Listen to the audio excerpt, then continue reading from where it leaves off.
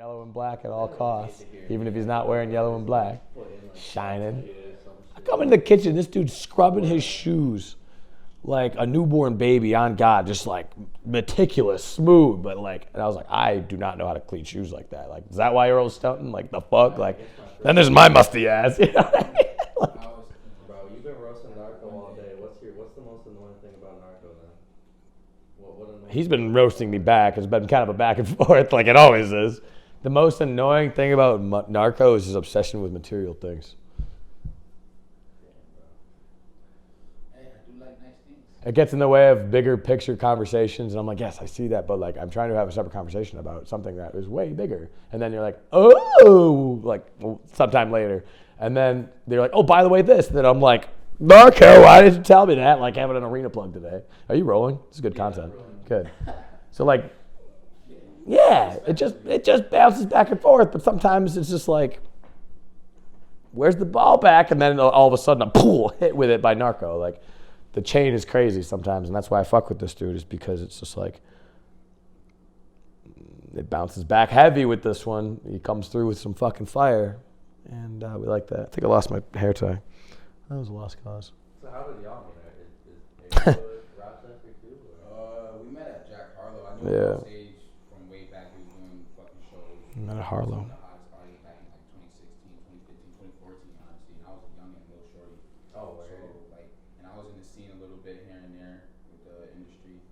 His name doing bad big ass shows in Rochester, honestly all around New York State, and then met him physically at Jack Harlow's show. Yeah, that show's magic. Honestly, that shit was insane.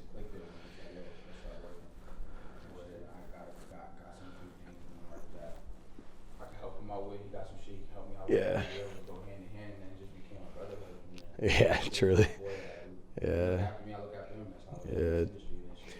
And you know, it's been a wild ride. Yeah, it's been a short, wild ride, but like we've definitely known of each other. Like I have a ton of mutual friends that told me about him and his work, like through photo and video, and it was kind of like realizing that way after the fact, so to speak. You know, in the moment, it was just like, damn, we were kind of chasing ghosts. And you know, I said I was a ghost, he was a ghost, because he was. I mean, you were touring with like TJ and Ski Mask, yeah. Because you were on the road, I was home. Like, it just never, like, I want to say it was Good News who first put the bug in about you at Riff Raff at Club One. Yeah, I fuck with Good News. Yeah, we were all just talking about, like, because it was right when he set up that, I don't know if he's still at that studio shop in State Street, I want to say. Somewhere around Cumberland. Oh, it's Cumberland now? Okay. Oh, no, it's always been Cumberland. I'm thinking of another studio. Yeah. I think it's always been Cumberland. I haven't been there. Is that where Riff did that shoot that, you know, like when he came to one nightclub? Do you remember that? It's 2019 or 2020. It was 2020 or 2019. He did the Easter shoot with Fabulous. It was around that time. So it was before then. So that was 2020 probably? This is It was actually probably 2019. This is December of 19. I remembered it because it was right near the new year, and I had the Zan and the wind damage and all that was 2020, January. All in that 1 week, actually. Fuck. It's crazy to think about. But yeah, anyway, I think that was where I first got like your name in my ear. So like Takes, you know what I mean? Like that's where I remember Takes from. And was that moment. I'm pretty sure that was it. It was like in passing, and then like shortly afterwards, like a chaperone started pressing us all, and then we were like, almost beat his ass. Like I was off tequila, like one shot, but it was enough. Like I was like, yo, who are you, man? Like, I'm about to produce 3 fucking songs with Riff Raff, and like you're pressing me on a fucking pass. Like it got tense, and then like Riff's barber showed up, like, what's up? And then Corbin showed up, like, yo, are we making bets? Like, make bets outside. Like, it got so real. Like, we're gonna just beat this dude's ass right now. I was like, fuck this. Where's Billy? Like the owner type shit. He's like, oh, we don't need to break Billy. And like that, bro. That night was chaos, and shortly after that, my life has become nothing but chaos. And then 2 years later, we finally met. 2 years, bro. Isn't that insane? I mean, really think about that, bro, because like we knew of each other even if we didn't know it really. It was just in passing, like, but then you know how word of mouth is. You hear it, the repetition, you're like, okay, this is something I need to pay attention to because I'm not online with it. This is real. Like I'm hearing it word of mouth. It's rare. 1 second here. But anyway, what's the next question? That's how we met. Sorry. Just got to send this off. I just got to do this in real time. I got sidetracked Nah, now. that's good. Oh, yeah. Did you ever like plan to be in the industry, or was it just kind of something that fell upon you and you took advantage of the opportunity? Was this like a pivotal moment, like when you were Let me see. that like you always like knew like Let me show you something. music or something related? Yeah, I mean, I grew up, not to sound corny. Like the Jonas Brothers, like you could not put down the guitar. Yeah, pretty much. It was like, not even. It was, I just loved it young. Like my dad and my mom, like when I was growing up or whatever, they got me this Fisher Price cassette tape thing. It had the little microphones on the side with the little curly screen. You could just, you know what I mean? And like, it would amplify at like 5 dB, and like parents would be like, thank God that thing isn't loud. And like, they just keep it moving. Yeah. One of those toys. Well, I treasured that thing. I don't know if I still have it. My parents probably held on to it because that's just how they are. Collective Soul, self-titled, Pearl Jam verses, a little bit of REM. My dad was really into REM. I think I have to revisit them as an adult. REM was a little beyond me at age 3. Like I'm telling you, like 3, I was like to Pearl Jam verses. Like I read the lyrics as an adult. I'm like, oh fuck, no wonder I'm fucked up. Like, dude, like that was like do y'all know Pearl Jam verses at all? I mean, that's like, that album was released in '93. Like, you know what I mean? Like, yeah. And it was like, it doesn't sound like Pearl Jam now kind of shit. They were a grunge band back then, like heavy, and they were hard. You know what I mean? Like Run, like fucking Daughter's a softer one, but like Elderly Woman. Bro, like that's like, those are the few cassette tapes that shaped my life. Moving forward a little bit, when I was like 13, well, it was like, okay, let me go back a little bit more. It's crazy. Like, nu metal was heavy in my life. We had a station, The Nerve, up in Rochester, and like my mom hated the station, you know. Oops, I always forget about this. Hello. This little thing. My mom hated that station because, I mean, they were just playing Slipknot and Disturbed, and you know, they're just playing a lot of, you know, and they're as questionable music. And but I loved it. My dad was cool with it. He was like, nah, it's fine. He's like, it's all edited anyway. Like, and when I was 11, 12, like, and the radio was slick back then, I didn't even know there were swear words, honestly, you know, unless it was like, you know, Break Stuff by Limp Bizkit. Like that one I picked up, I had a few bad words in it. Which that song played like every hour on that station, I swear to God. Crazy though. I mean, it used to be a really thriving metal radio rock market in Rochester, and then I don't remember the year, I was young, all of a sudden gone. And the only thing alternative or underground or whatever you had, you know, the closest thing to what, Sirius XM metal or whatever, or what's that thing called, you know, the liquid metal or whatever the fuck it's called. I don't have it, but Octane Metal.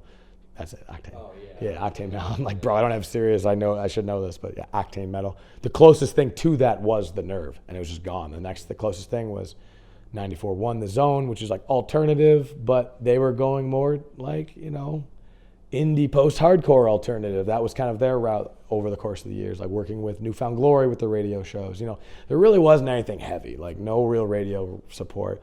Hip-hop, couldn't speak on it yet. Wasn't really in that. I mean, 12, yeah, I was listening to 50 Cent. You know what I mean? Like Jim Jones, all the dip stuff, of course, like Cameron, Joel Santana. Like those were the high school dances, you know what I mean? Like where you heard that song, and for some reason in the small town you're at, like it's played at every dance every time for like 4 years straight kind of thing. And you're like, damn, like, and yeah, they're playing Jim Jones and like the Sticks. It was insane, but that's just New York things. You know what I mean? Like just blasting We Fly High to a bunch of, like, it's weird to think about now. You know what I mean? Like, but is it any different than what, you know, we're doing now? Just providing entertainment that's safe for the kids, straight up. Like, it's a cycle, man. So anyway, hip hop was like, that's where I kind of got my like deep rooted, like, oh shit. And then like, of course, as time progressed and I started getting,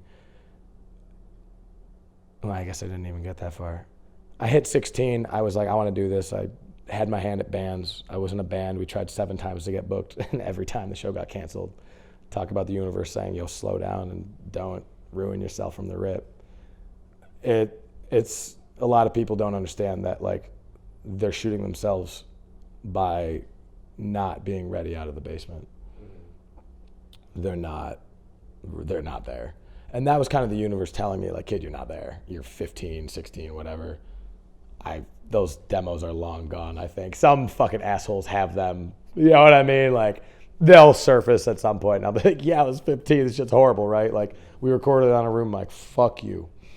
Like, is what it is. But, like, yo, those, embarrassing. Like, they're bad. But anyway, we all been there. You know, we've all had that first, that first painting, that first song, that first note. And we're just like, fuck this, I'm done. And then a year goes by. And then we're like, frustration. 2 weeks go by. And it's just a slow process of just, turning the gears.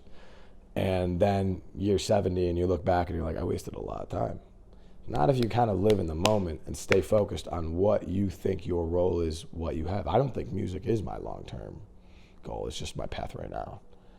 It's my means to an end, and it's been so influential and so shifting, and it's sculpted me throughout the years. 3 literally is my first time I remember hearing music. That shit's not going away. So even if I leave the industry is gonna follow. It's just, it is what it is. Because 10 years in, at age 16, I said, screw it, I'm going big or going home. And I got us a Water Street gig in Rochester. 2 days before the event, my now homie Adrian gave us a chance. I think I was 16. It was opening for his band. He was working with the promoter type thing. Water Street Music Hall, Clubside, great show. We brought all the kids from Naples who ever wanted to just go to a cool show at Water Street Music Hall, an hour away kind of thing. We sold like 48 tickets in like 2 days. It was like, wow, I didn't even think about that. That's like a ticket an hour, right? We hustled. There was 6 of us in the band, so it was light work, but we had them lined up. And the promoter and Adrian were like, because of course we didn't know this, but like they were like, oh, high school band money, like let's go. Because there's a big bag in that. Local promoters make a living off that shit. High school battle of bands, you know what I mean? Like whether the prizes are awesome or great or not, like that's a bag, you know what I mean? Like it's a service, coast to coast, same model. Like it's just, so anyway, we were stoked, but we didn't feel like we were ready because we watched the video, we were being really strategic, we wanted to take it seriously. Our live show was not there, but in the studio, we were nailing the sound with the engineer, of course. Dawn of the digital era, essentially, like we were getting weird with the auto-tune, like, it was cool, we were kind of shaping our own thing, but at the same time just being like a weird auto-tuned, a day to remember. So it's like, we weren't really reinventing the wheel, but we were proud of what we were doing, but we just felt like we sucked live. And we watched the video and then we're like, yep, like the kids were moshing towards the last song at the last breakdown kind of thing. Like, and Jordan's face, it's probably still on YouTube. The kid's like, because like these dudes that are just OG just randomly started throwing down. We're like, what the fuck? Like, it was like recognition in the scene. Because in Rochester and a lot of other Rust Belts, it's just until it's not. No clapping, no this, like not a lot of love. Earn your stripes. And if you suck, we're just going to be silent and let you be awkward about it. We paid money for a show. We're at Water Street. You don't get into Water Street just because. Like, it was like the Golden Gates at the time. You know what I mean? Like, people hated on it because they couldn't get in. Like, whether they were banned or, you know what I mean? It was just like kind of like a heart of the scene. 1,000 cap on one side, 1,200 on one side. And then kind of a free-for-all on the club side. I won't speak on that. But, like, really just a wild time. The capacity is huge. So we were excited. The show, though, we weren't happy with. We were like, we need more practice. So we just started booking random stuff. I mean, we played a church, like a talent show in Naples.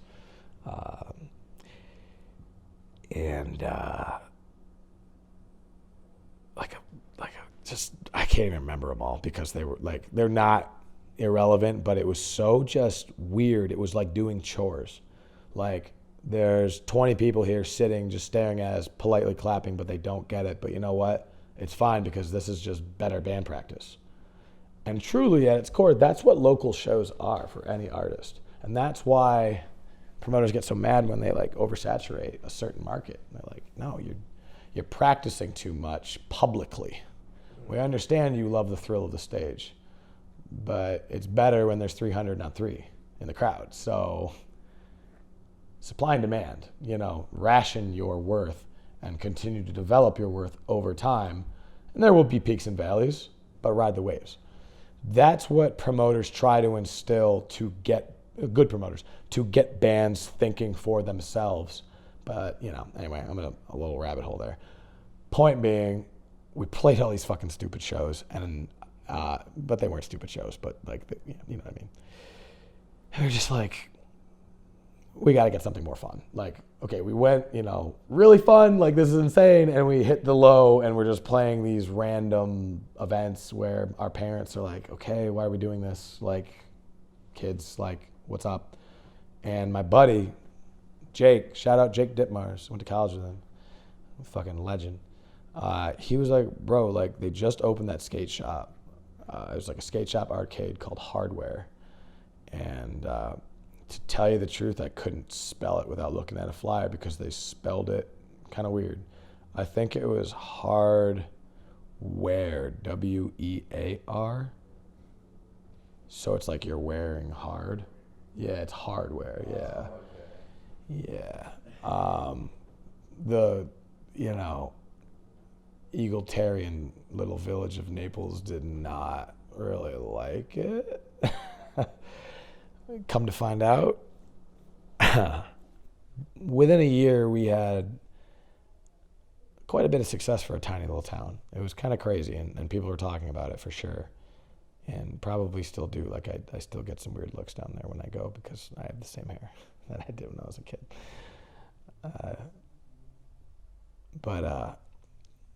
Yeah, so we started off, and I approached him. I said, hey, look, I want to do a show. This is what we've been doing. I could set up the whole lineup. All I need is the room. Don't charge me anything. I want to do it for charity. So can we work it out? I want to accept food and do a food drive. And I want to make it $5, and I want to book my friends, and I want it to be cool. He said, yeah, why not? Shout out Mike King. A legend, honestly.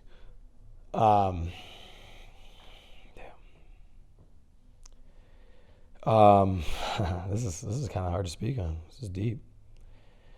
And it was very up and down. So the first show, just to speak on it, went really well. I think we did like 100. It was over 100 people. So I think we did a ton of food too. Like people brought food because I think it was $5 without a donation and $3 with. Still incentivized is common. I saw that on a lot of other flyers growing up, so I just thought it was a good model. And I kind of wanted to just, after discussing it with, everyone's just like, doing a charity event just makes the most sense. You just give back right off the rip. What you laughing at? Are you choking? Oh, you're good, G. You're good. I'm ready for y'all to pass that nectar, though. You know what I'm saying? This one needs to charge ski. I'd be taxing you on camera, bro. Proof of the tax. There's that nectar. What's this flavor again? Raspberry watermelon. One day I'm going to kick these. One day soon. Even if I have to reset again. I swear to God. So, to realign here, it was sick, honestly. But it was weird. There were certain things I was so overwhelmed with in the moment because I was just running all around trying to do this and learn. The lights were on the entire show. Like, on God, overhead fluorescence. And I was just like, why isn't this lit? And it took me 3 shows to figure out to turn the lights on. I can't, God bless whoever told me, yo, kid, look at all the arcade games. You don't really need lighting. Use your environment. Whoever that person is, shout out at them. I don't remember who said that. It was one of the bands, I think, of like one of the first 3 shows. So anyway, I booked a show. It was a success. I was hooked. I was like, oh, I love booking shows. I'm booking one next month. And my dad's like, slow down, buddy. And I said, nah, Dad, I'm doing it anyway as I'm making the flyer on my computer, like little skate theme thing. And I booked these artists like 31 Goings, Nightmares, who's still a band, Sirens and Sailors, who's still a very active, relevant, legendary Rochester band. Like, next to, there's so many big artists. I don't want to compare. One of the biggest artists out of Rochester, or excuse me, bands out of Rochester, Sirens and Sailors. In metal, undisputably the most popular band that's ever existed out of Rochester. As far as contest me on that. I'd like to see you try. They own it. They own the city. It's their city. They're totally KOTN in their own way, and I have a lot of respect for those guys.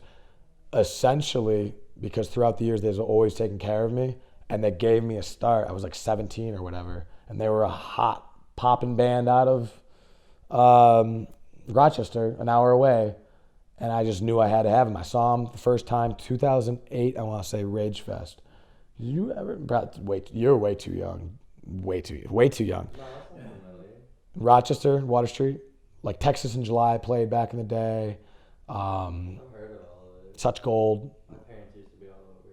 They Okay. party like crazy. Rage Fest was huge. I mean, they would do like 1,000 to like, honestly, like I'm gonna say 1,000, but that's probably it's probably more, like a year, all local. I mean, Water Street, both sides at any time would be packed. And I wasn't involved like that. Well, actually, I was later in life. Rage Fest was influential. Let me just try to say that. Like, that was a kind of good model that Water Street had that I was like, oh, I'm emulating that. Hardware caught the attention of the buyer at Water Street at the time, Dave Sealing, a.k.a. Dave Water Street, who ended up being one of my first mentors. RT Booking was the company. They did a lot of like CI tours with like Christian metalcore bands, which just did really well. Creations with an S, Creations. I don't remember offhand. A lot. Texas in July was probably the flagship. I think he worked with August Burns Red maybe at one point. Yeah, some bigger names for sure. CI Records had August Burns Red, and so anyway, I got his attention. He got my whatever. We connected.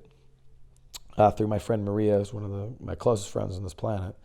And she was working with him at the time, along with my other friend Nicole. They were like working admissions at Water Street and rarely other clubs. But the rarely other clubs was happening because Water Street was so popular. He was losing shows because he couldn't. He needed to branch out. So he's like, oh, great, an extension of my market. It's an hour away. I can route it perfectly. I can do 2 shows. Oh, yeah. Like, it's a hot spot. The kid's already developed it. Let's hop in. Learned a lot from him. Dave was one of the promoters that was out for Dave. And he did a lot for the scene. I'm not going to lie. He was kind of, and this is not me speaking personally, because I feel like I did become friends with him. Haven't seen him in years. Would love to reconnect with Dave Sealing, to be honest. He's a lawyer now, from what I heard. And he was another person who just opened the door, gave me a start. While there was ups and downs, and he was probably scamming, maybe just promoter things. Truly, part of the game. Yeah, here's your cut, kid. You know what? I'm not going to question it. Thank you. I wasn't in like that with Water Street. I wasn't settling shows. I was doing my part. But I was in, and I was booking locals, and I was booking headliners, too, with him alongside at Water Street. But he was also at Naples, and it was kind of like, let's see how you do in Naples, and then we'll take you into the big room. Well, that's when things got a little complicated, because we had a band that was really hot, about to be on Warped Tour. It was announced that they were. Perfect timing, 100... I won't speak on details like that. Nah, maybe I will. Who cares? Fuck it. It was a band that did arenas shortly afterwards, like Warped Tour. I'll name the band. Fuck it. Ever hear We Are the In Crowd? They kind of leveled out a little bit. They had a huge surge in the MySpace, like tail end with Warped Tour and all that. Ended up being really big. I think especially overseas. Anyway, point is, we got them for like less than. It was $150, I think. Or like it was just like how, and they were so happy to be there. Their singer Taylor, I think Taylor Jardine is her name. what a sweetheart, like, on God. Like, she was just so excited about Warped Tour. I gave me merch. Like, I was like, this is what I'm supposed to be doing for y'all. So I did my best to take care of them. But as a 17-year-old kid in the middle of January in Naples, you know what I mean? Like, in the middle of the lakes. And, yeah, it was crazy. So that was kind of like the first one where Dave and I were like, oh, wow, this was a snowstorm essentially. And there's people here and it's a Monday and you're in deep sticks. This could work. Like, there's something here. Let's keep it moving. It's a vibe. Adults, kids, there's no bar. It doesn't matter. Like, everyone's playing arcade games. They're just, buying skate stuff or accessories or band merch or exploring the upstairs that they kind of turned into a lounge with an air hockey table. You know what I mean? It was on its way. Little bit of confusion with who works for who. The venue wanted to get some split advertising that Water Street had access to, and then we had to just through a meeting in person just explain that he is a promoter that is in-house there, like he runs the calendar, but he's not an employee. It's all his own money, it's all his own risk. The venue just treats him as an in-house buyer, and it was like very industry oriented, and I was still so new to it, so I just let Dave speak on it, and I tried to chip in where I could. And it just got a little tense. All of a sudden, money became a thing because money's there. And the bands are doing their part, taking $150 fucking dollars just to make it to the next city, even though online they're... And it proves because there was like 130 people there on a Monday night. It was like, how? Oh yeah, this is just a pop and hype band that's just like happy to be here. And then did Warped Tour not even 6 months later. And was killing it in front of like thousands and thousands and thousands of people. Like, they played, I think, main stage. I could be wrong on that, but it was a big deal that we got them. It was supposed to be at Water Street. The date was not available. A Monday was not available. That tells you something, yeah. So it all worked out. In hindsight, I see my role, but it was an opportunity at the time. And, you got to be grateful for every gem you get along the way. So keeping it moving. We're working it. In and out of Water Street. I say Never Fading Promotions is fading. I'm done. I'm joining RT Bookie officially. I'm done. So I joined Dave's team officially. I think I can't remember when I hung it up with NFP. NFP was Never Fading Promotions. That's what I started. That was my first promotion company. NFP. Oh yeah. A little bear logo. I had a bear and it was like boxing. And then I had another one that was like, it's cool, bear themed. I don't know why. Some Revenant shit. So, Never Fading Promotions. That was all that era. It was mostly Naples at Hardware. And then, a very long story short, the Life Ruiner show happened. And then I think before that it was a Nightmare show. It might have been Nightmare second, and then Sirens and Sailors. And I can't remember what show cracked it. I think it might have been another one or two after Sirens, but I remember Sirens. Just some kids got in some fights or something. Same with the other ones. But then Life Ruiner was like all right, we're going to work on shutting this down one way or the other. I mean, that show was tense. I mean, those who know were there were like, will speak on it. The room was... like, I could just feel the energy just shaking. I came down the stairs and I was just like, first off, there's too many people here. I mean, I think I personally hustled like 80 of those tickets. Like, personally, I was grinding, catching rides. I don't remember. Did I drive back? I don't even know if I drove back then. Like, I was 17. I didn't have my license. Catching rides, delivering tickets, like, to my own show just to make sure it was, an event. And I had my warning signs. They're like, broski, first off, you're booking too many bands. Broski, second off, you're mixing genres. Broski, you're doing a lot right now. Like, warning, like, don't do this.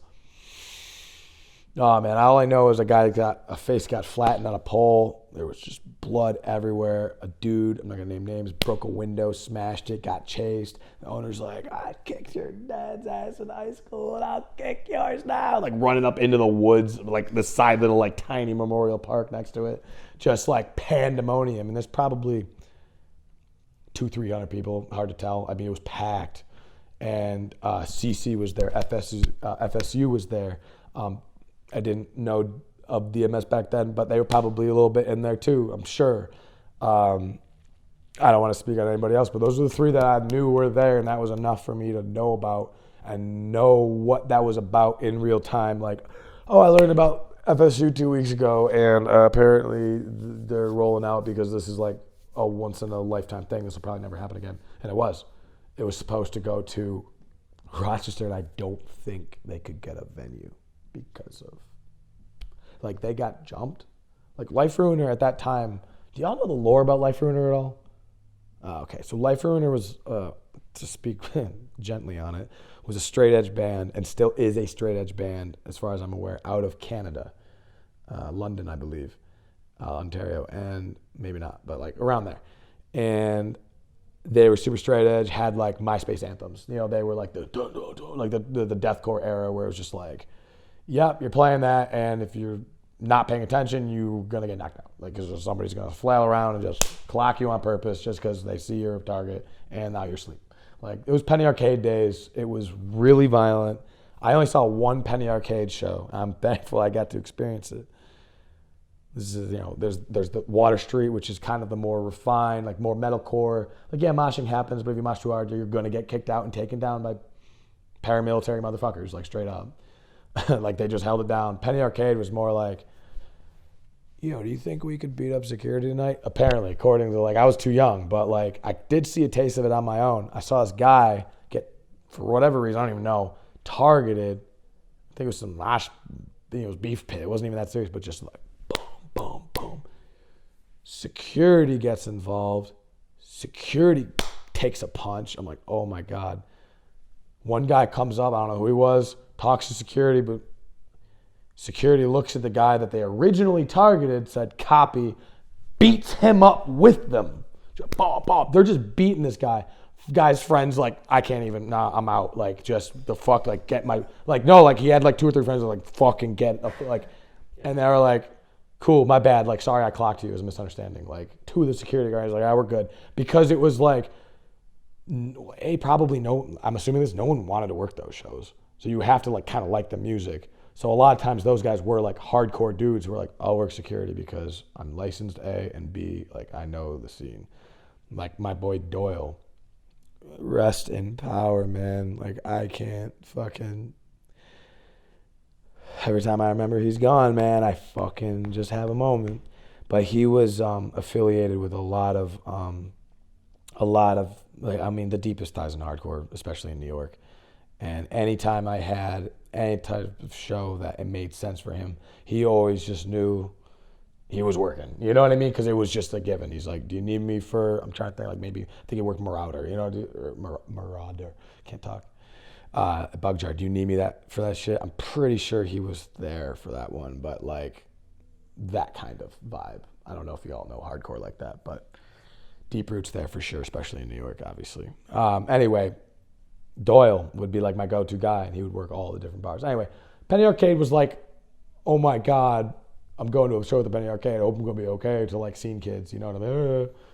And, the older heads just ran that shit, and it was like, they called it 5-8-5. Like, it was just violent. So anyway, Penny Arcade shuts down after that American Me show. Dr. Acula headlining, which I think is so funny. Oh, actually, this lineup's crazy. First off, we have, who opened? I think it was Attila, other than locals. I think it was Attila, Chelsea Grin. These names mean nothing to you. Attila? Do you know Attila? Yeah, I know. Oh, copy. All right, so like Franz and all that. Yeah, so Attila opened. Attila, huh? No, Attila the Like band. though, right? The band, yeah, with Franz. These like a party metal band type of thing. Yeah, they're cool. I booked them with ICP of all acts. That tour was crazy. ICP. Dude, and Attila together. It was a great idea on paper. It was a great idea on paper. That's all I'm going to say. On that one. Anyway, Attila opened, Chelsea Grin second, which is like Chelsea Grin and Attila are just, kind of like household names in that genre now. And they opened, and then American Me, and then I think Dr. Acula. They might have been one more. But like Dr. Acula headlining over those, and American Me, who's not even a band anymore, to be direct, like, times were different. You know, those were the bands that were hyped. Dr. Acula was established. American Me was just on Rise Records, so they were like, dude. Their stock was going up. The only reason I went was for American Me, because I was like, this band from the West Coast is unbelievable. Like the heaviest mix of like just noise and hardcore. I don't know. I couldn't describe it. It was intense. I had to beg my dad to go because he wouldn't let me. Like my dad knows what's up. He took me and he let me go in solo. And he's like, you can't stay the whole time though. Like we got to get back. It's a long drive. And I was like, all I want to see is American Me. And I don't need to stay for Dr. Acula. And he said, deal. That works. And that's exactly what I did. The second American Me was done, I might have American Me shirt. I think I bought a shirt. That's probably gone. And kept it moving. Only time I ever stepped in there as the Penny Arcade, and I'm like happy because like that place is so legendary. The owner of the building, the sign was taken down or something, or blown down, I think, with the wind damage. He repaired it out of pocket. Like just, it's not even the Penny Arcade anymore. It's like a learning center or something last I checked, but he was like, nah, pay the money. It's a legacy thing, man. Like that venue saw Metallica, that venue saw Motley Crue, I think. Like, I mean, everyone came there that was on the rise of anything when they played the Penny Arcade way back. And then that's when Water Street was called Upside Down Boogie Bar. Like same owner, different name kind of thing of the property, so to speak. It's been in his hold for a while. You know what I mean? It's just like they've been around is my point. You know what I mean? These aren't like clubs that pop up. It's like when I was first going into Rochester in 2010, when I finally broke into the market on my own without Dave, just to test the waters. Because I did do solo shows. I wasn't all with Dave until I joined RT Booking, right? We would take a risk by going into a room like Montage because it was such a new room. Now Montage is a very safe, everyone books there. If it makes sense for a mid-size, you just go to Montage because he has his tenure and he had the history with Steel Music Hall. You know what I mean? Like he had his time, but right when Montage opened, even though he was with Steel, it was still like, oh, let's see what this club's about. Not with me, with everybody. And I've seen Randy's progression. Randy Peck, shout out Randy Peck. I had this discussion with him a couple months ago.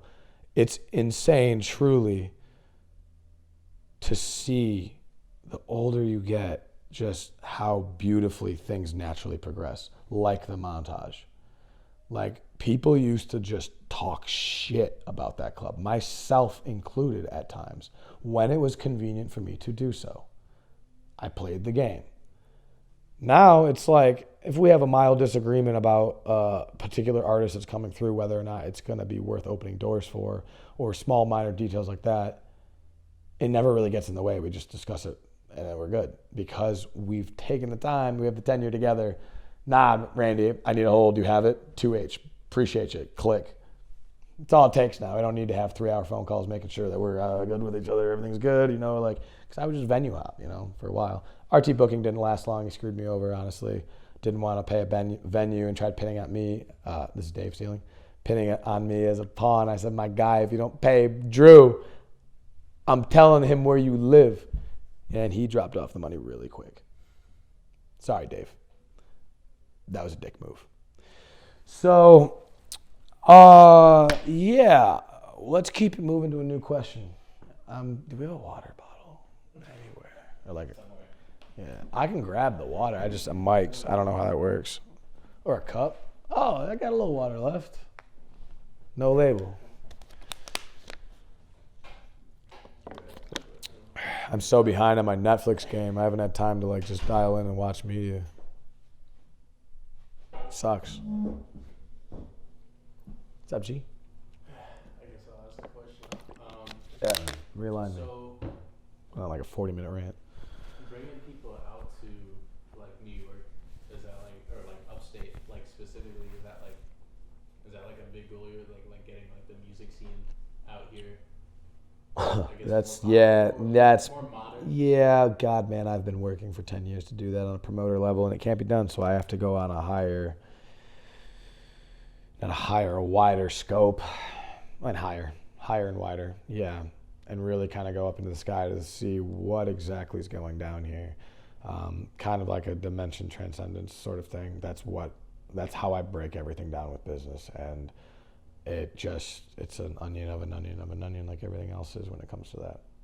So the answer is yes. I would love that for it to happen. Binghamton, it's already happening. But we have to recognize where we're at globally. People like me are a giant distraction on a minor word of mouth level, on a micro level. And we have macro goals and dreams. And we're just trying to figure out what 3 drops are going to make us grow. Yeah. What are those things called? You know what I'm talking about? Shits that grow. Like well, that too. But like, good. I appreciate it. I always be saying, I know. Planting seeds. Be back later. Yeah, pretty much. But like, bro, I like wormholes. I only want 3 drops. Because when we look at everything that we have right now, or what we think we have right now, we only have 3 drops. And that's why I just lose my mind. That's why I lose my mind with certain things in real time, because you've seen Interstellar.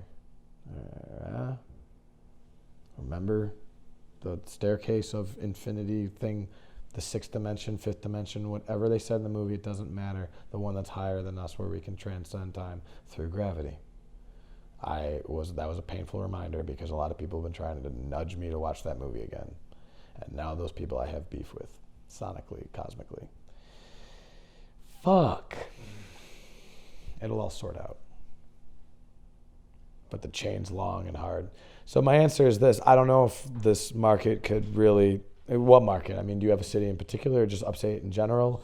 Central? Western? New York as a whole. Fucking love it. New York. Yeah, New York is the best state in the world.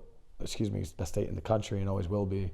And if you disagree with that, you're just dumb and wrong. And here's why.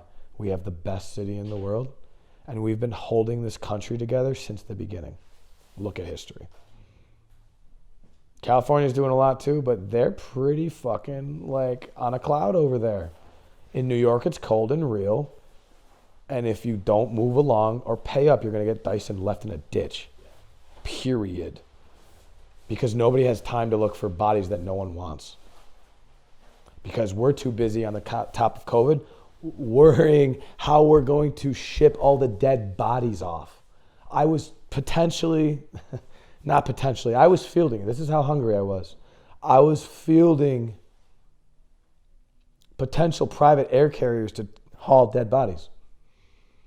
And I was like, shit, somebody's got to do it. I have some plugs. Couldn't line up the hospitals. Too out of range, too many bigger fish. But that would have been a bajillion-dollar bag off of necessary.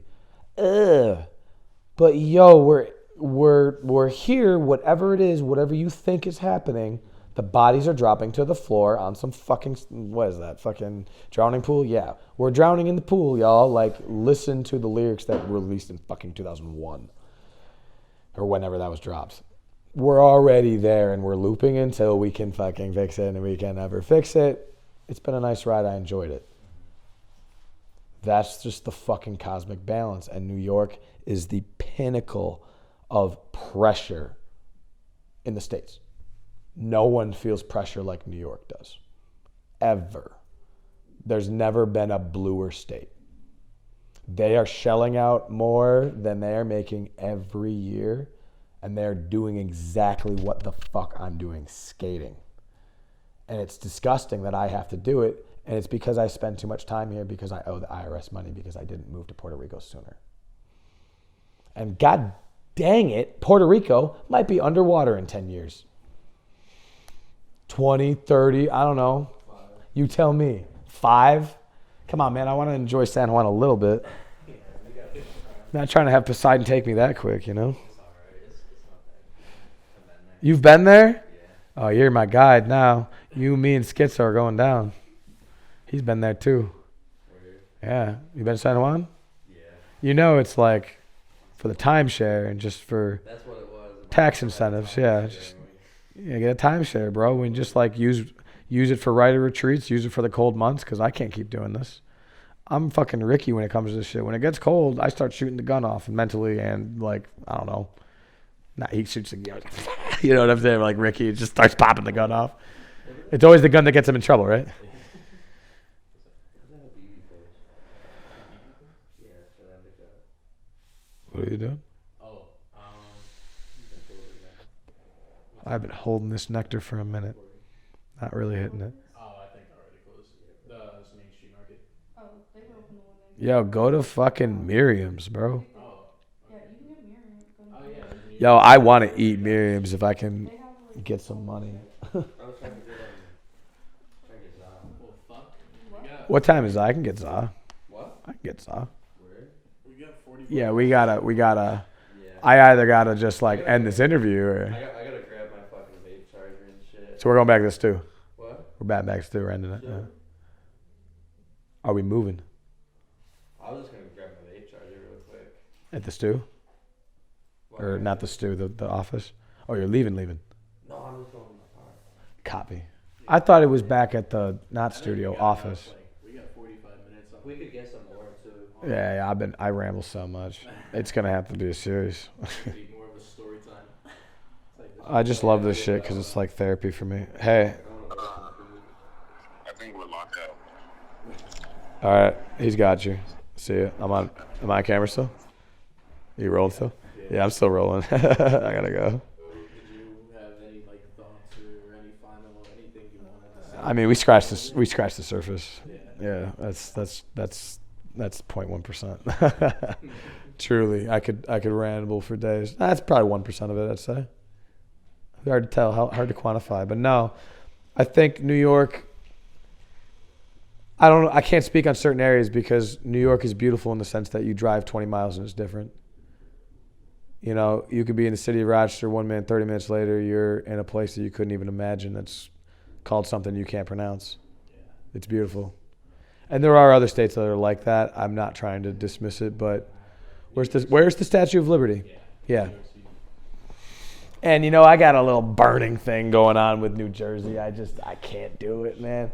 Y'all smoked that whole thing, didn't you? You didn't leave any for me, huh? Immediately roll me another one, I swear to God. On God, on camera. Y'all are foul for that. Y'all are getting shamed publicly. For one, Now, I know what you're going to say. You smoked that one this morning. I don't kill my joints. I smoked it also. I was like, well, I ain't gonna just smoke my shit. What are you talking about? Facing the joint like I'm mad at it. Is that what you're saying? Yeah, he said, I'm not gonna kill my joint. I'm gonna smoke the whole thing. So I'm like, all right, I'm gonna kill my joint, smoke the whole thing. So y'all had individual solo joints. Solo, like, oh, jeez. Do we have? So based on what I know about the weed supply, y'all smoked it, so we need to re-up. Till next time. That was fun.